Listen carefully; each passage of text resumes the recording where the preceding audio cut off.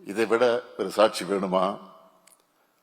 இங்கே கூடியிருக்கக்கூடிய உங்களுக்கெல்லாம் நான் உறுதியா சொல்றேன், தமிழ்நாட்டில் முதலீடு செய்கிற உங்க திட்டங்களுக்கு எந்தவித தாமதமும் ஏற்படாது, எந்தவித தலையீடுகளும் இருக்காது. இங்க எல்லாமே வேகமா, தெளிவா, வெளிப்படைத்தன்மையோடு இருக்கும்.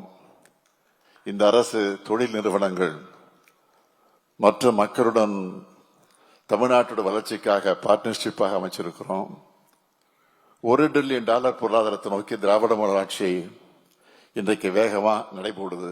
வளர்ச்சியை பிடிக்காதவங்க அரசியல் காரணங்களுக்காக தவறான டேட்டாவையும் தவறான நியூஸையும் பரப்புறாங்க.